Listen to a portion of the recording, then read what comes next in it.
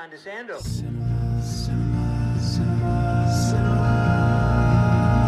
Classics, let's go to the movies and share some popcorn, soda pop with our friends.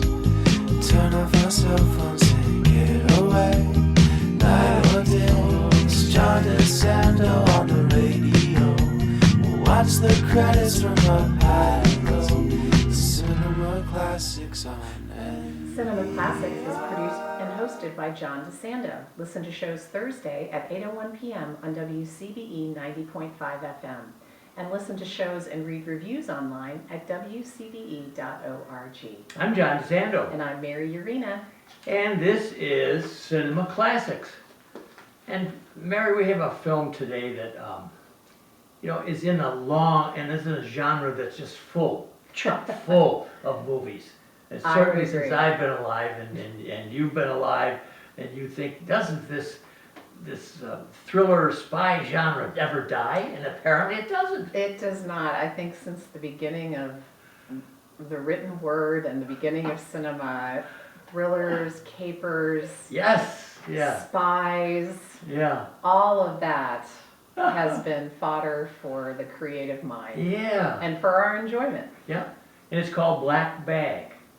Let's get that out of the way. What is a black bag? So as I understand it, the black bag is what the real spies refer to Yes. as what they can't talk about. Yes. So if they're asked about something, oh, that's in the black bag. Yeah, even if it's your wife or your husband. Even if, And we have two charmers. absolutely. Oh, And possibly attractive people, Oh. both in the spy world, both working for the same agency in Britain, and yeah, played by Michael Fassbender and Kate Blanchett. Yeah, yeah. I noticed at the end they did imbalance the titles of their names on the list because I couldn't quite get a figure as if, when I first knew about the film as to who was the star. And it's, of course, they're equal. Michael, probably a bit more.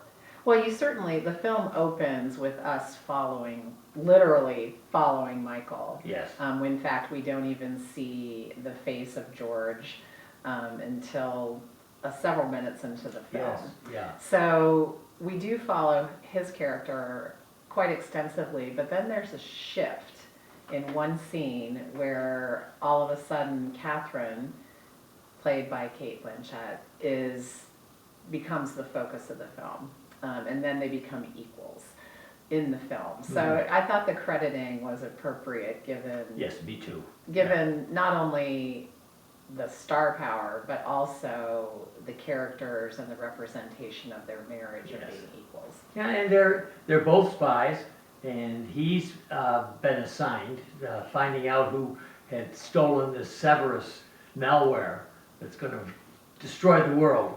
But it's like, everybody knows, like a MacGuffin. This is a Hitchcock MacGuffin. It could have been, but in fact it probably was not. But anyway, and that's the thing I like about the film, is that it's mostly dialogue. It is mostly It's got so different. and very dry humor. Oh, yes. Very dry British humor. Yes, and they're both Brits, right? And so he has got that impossible situation of finding out who out of the five of them, these friends of his, the spies, who's the one, who's And the one traitor. of them is his wife. And one is his wife.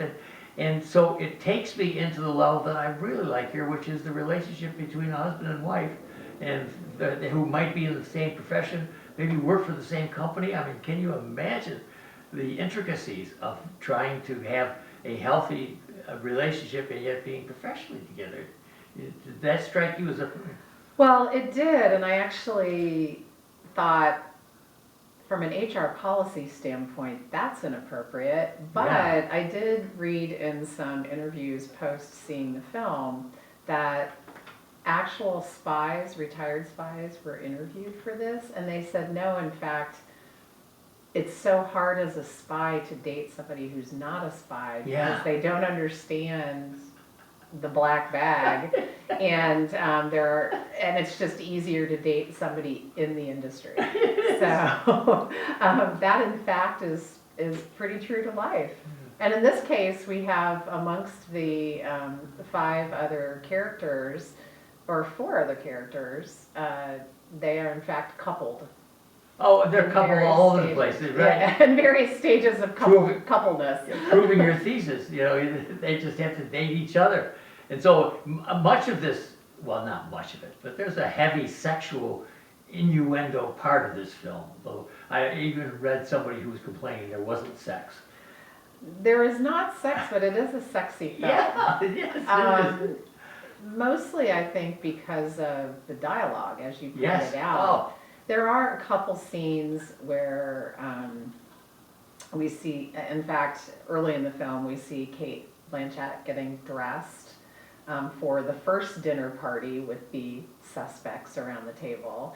And her husband is quietly watching her. Now, he's watching her, 1, because she's his wife, but 2, he's just found out in setting up this dinner party that she's one of the potential suspects of the mole and the leak for this Cerberus device. So you can see, without much dialogue on his part at that point, you're wondering, is he observing her because he now has to suspect her, or is he observing her because it's a natural part of their relationship? And I went with the latter, because I had the same thoughts, and then I thought, and she was putting on a show for him.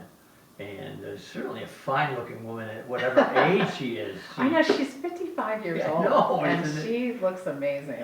I wondered if that was all her, or whether they had superimposed somebody, but it looked like her.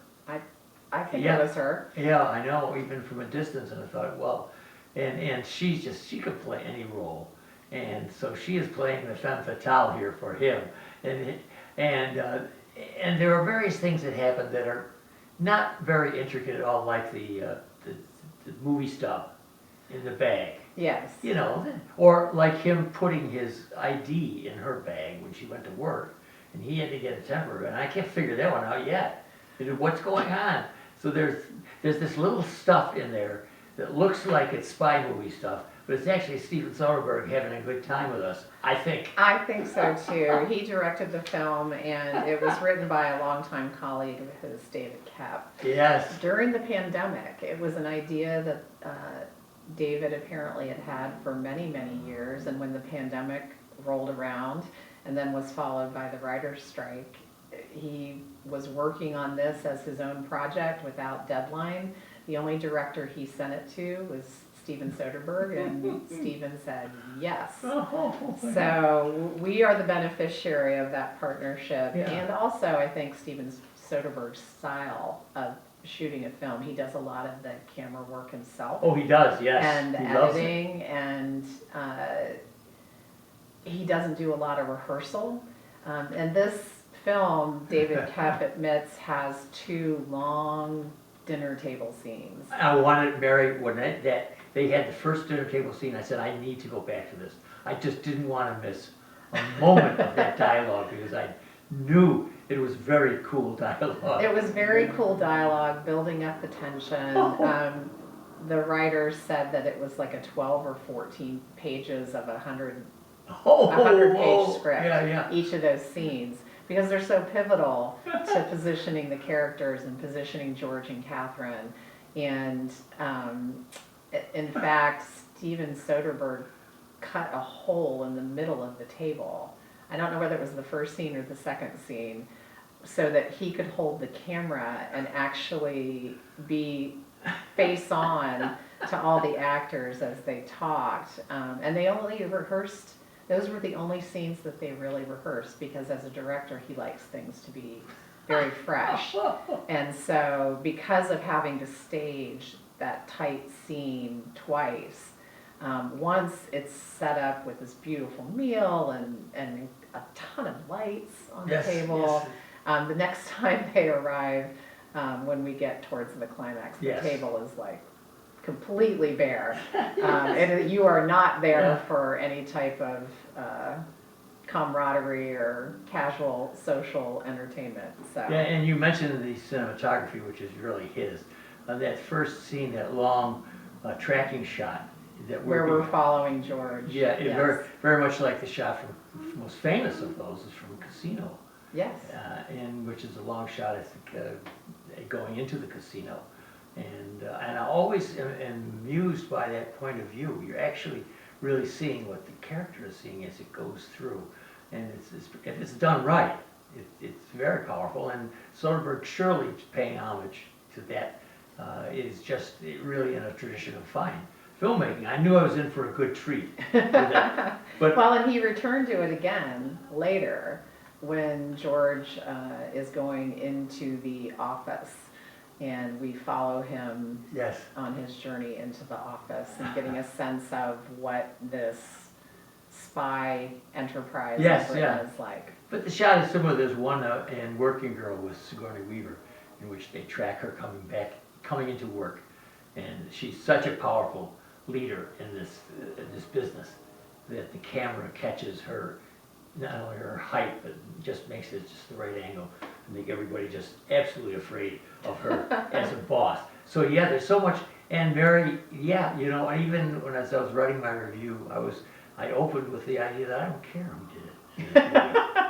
You know, after, You just want to enjoy the I ride. do. You are so right. I just want to enjoy. I want to have dinner with these people, and eventually I don't really care who did it. And you know, it got to one. It got really confusing. But I tell you one thing too that I saw. This is just a side note. Tom Burke is one of the four, Yeah, he plays Freddy. and he played Orson Welles a few years ago. Mhm. He did the best Welles I have will ever see. It was called Orson and Me or something. I just love that character. I love his face, but then I love them all in their choice. Oh, Mary, oh my gosh, Mary. Well, this is a very stylistic film. There's a lot to enjoy in Yes. British dry humor, and I actually did want to know who did it. I was intrigued enough, and it's a very fast-paced film. The film itself is only about an hour and a half. Yes, It's playing widely at lots of cinemas, and I think it's definitely worth a trip to the cinema to enjoy. and I think anybody in the family, don't you? Mm, You think it's too demanding for younger? how young? I don't know. I always think 10, 11 is ready to go with my kids. So, anyway, it's I'll called. go with you on that. Right. All right, Black Bag, and see it before it leaves because it is a beautifully photographed. It You is. don't want to see that on a small screen. Very high-style film, much to enjoy. It's movie time with John DeSando and his friends online. So everything is gonna be just fine. From the top down to the bottom. He's gonna let you know if you should stay home or if you should go. Might even yell if it's a spectacle. From San Francisco to